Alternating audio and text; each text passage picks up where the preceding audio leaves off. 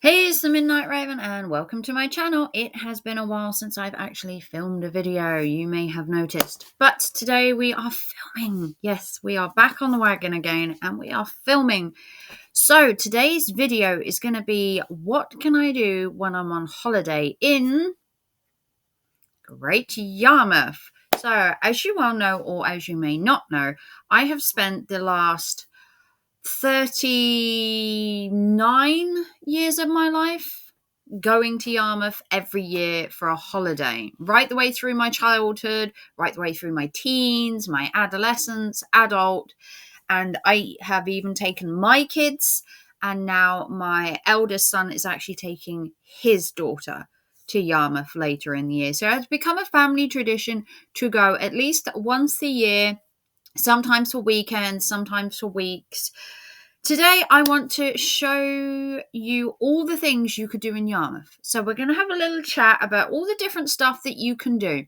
So this is whether you're young, old, disabled, there is something for everybody. So let's get into where we're going. So Yarmouth, if you didn't know, is on the East Coast. It has the Golden Mile, which is a beautiful stretch of beach. It's got 2 piers and it's got everything a family or an elderly couple or even young'uns could want when on holiday. So starting off, let's do some of the young'uns first. So first of all, if you've got little ones, Joyland is perfect. Unfortunately, this year the prices have gone up, but still compared to other theme parks around like the country, it's a tiny little family run business. They have upkeep, and if you go there, go on the snails. The snails are legendary. They also have the tubs, which are one of the last surviving tubs in the country, I believe. It's a beautiful little place. They have put the prices up. I believe tokens are £1.50 now, and each ride is 1 token. So £1.50 for a ride is still not daylight robbery. I believe it's £1.50. I'm not sure what it's gone up to. It might be £2 now. I can't remember. I know they were putting the prices up, but you have to go with the times. Now, for the older kids in your life, the pleasure beach might be more your thing. Now, the pleasure beach has hit bumpy roads over the last few years. Obviously, we lost the log flume, which was one of the attractions that people went to see. You lost quite a lot of traditional rides there. Mulan went, which was kind of disappointing. They do a wristband system now, which isn't exactly cost effective. I don't think it's much value for money as it used to be. I took my kids there many, many years ago, and it was good value, and you could walk in and you didn't have to have a key card or a wristband. You just booked tokens. Then they brought the wristbands in, then lockdown hit, and then it just became less fun. And now they've got like a fun card and a wristband. It's confusing, and it's kind of expensive. For a family, it works out quite expensive, but you know, if you want to do something that isn't like high impact, you could go to the Merivale Model Village. Now, this is an exhibit of little miniature houses, trains, tiny people, showcasing some of Norfolk's beautiful scenery. You also have a train that runs through. You also have some boats you can drive. There's mini golf. There's a tea room. There's a penny arcade. There is something for all ages here. The little model village has some interactive bits where you press a button, you'll have sounds, noises, and you can walk around. I believe it is accessible for wheelchairs up to a certain point. I'm not sure if all of it is accessible, but if you want something a bit more outdoorsy, with it being summer, you also have the illuminations that they do throughout the year where they open later, so they light it up, especially at Halloween. I've actually been to the Halloween event. And next, if you want to do something indoors but fun, we're looking at the Sea Life Centre. So the Sea Life Centre is an indoor aquarium with fish and sometimes crabs. They have a touch and feel bit where you can usually touch a starfish. You can have your picture taken. They have a gift shop. They have a cafe. They have an indoor play area. You could spend possibly 3 or 4 hours there, depending on your children. You can also go around more than once. They do stamp your hands. You have an entire day pass, which is brilliant. It is a little pricey, but you can usually find like a discount code or a coupon or something that, takes it down a little bit. So next we have the waterways. These are the Venetian waterways. So these are down the other end of Yarmouth that people kind of forget about.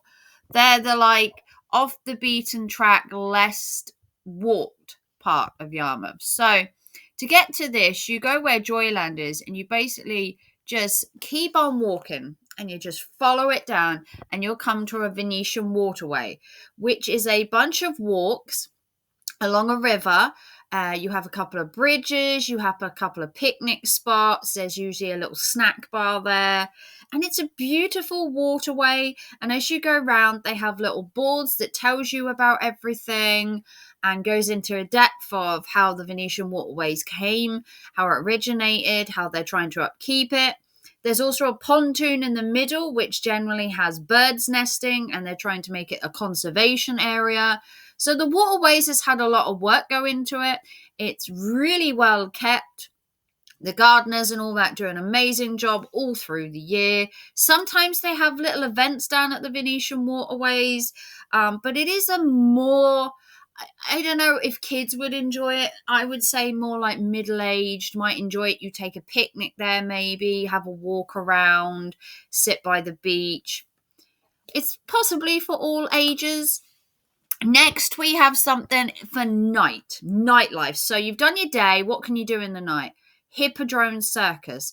Cannot stress enough how cool the Hippodrome Circus is. It is an amazing show. They do 4 or 5 times a year. You have one at Easter, one in the summer, then you have Halloween, and they have a Christmas one. Each of them are all slightly different, featuring different acts and stuff. And then, the price is a little steep. It's quite a lot for a family. It's quite a long show. So if you got little ones, I don't know whether they would make it through like a 2-hour show. It is quite long. There isn't a little intraman, so you can get ice cream and food and drink and stuff. They do have the floor that disappears where you have the swimming, where they do like the swimming aerobics, so that's quite cool. There are no animals in this Hippodrome Circus. No animals are featured, although there used to be. If you know the history of the Hippodrome Circus, there used to be animals at this circus. I remember going to see the circus with lions and tigers. And you could actually see the lions and tigers because where the circus is next door, there used to be like a glass window. And at certain times of the day, you could see the tigers walking around. An amazing time, I must tell you. Next, ARC Cinema. So if you want to do something a bit more casual, a bit more sit down, you have the AR Cinema, which is at the end where Joyland is. You can't miss the building. It's huge. I have only ever been in there once and I didn't actually see a film. I went in there to buy a poster because once they have the movies come down, they keep the posters in a little box and you can actually buy the posters, and I've actually bought one before. But if you want to go to the cinema, nachos, popcorn, have a chill, maybe do one of these on like a day where you're not doing something like big and exciting, you just want a chill day. Next, Parker's Donkey Ride. Now, these are near Joyland and they have been there for years. If you are adverse to donkey rides, I totally get you, but childhood dreams, memories are made on the back of a donkey. They just are. Every kid will want to go on a donkey ride, and the donkeys go up and down the beach in blistering heat sometimes. You've got to give kudos to the donkeys. They're well fed, they're well cared for. And if you have never been on a donkey ride, where have you been? Where have you been? Now, Pleasure Beach Gardens. So this is slightly a different area. So if you go down to the Pleasure Beach, before you get to the Pleasure Beach, there's the Pleasure Beach Garden. And this has an array of stuff. So if you want to do something where you're there for quite a while, you've got Sarah's Tea Room, which is an affordable tea shop. You also have Adventure Golf Course, which I actually went on a few weeks ago. That was quite fun. You've got little kiddie rides. You've got the upside down house. You've got the tarot reading. I think they still have Mine for Gold. They have little cars that you can race around on. They had just lots of fun things that you can do. In a tiny little area. They also have like a snack bar, an ice cream stand. It's actually quite fun. And then right opposite, they actually have a Jurassic World feature where you have little cars that drive around and you get to see all these dinosaurs and they make noise, and there's a massive T-Rex, and oh my God, do you listen to the fun we're having? Just telling you this. But that is part one. This is going to be a series. I've got 3 or 4 parts to come, but like and subscribe, give it a big thumbs up. Tell me your favourite thing to do in Great Yarmouth, how many times a year to go, where'd you stay? Let me know how much you love Great Yarmouth. And I will be back very soon for part 2, where we're going to go through some more of the exciting things you can do in Yarmouth, including the piers, the train rides, and do not forget the horse and cart. And I will see you very soon. Love you all. Take care and join in for part 2. Bye, guys.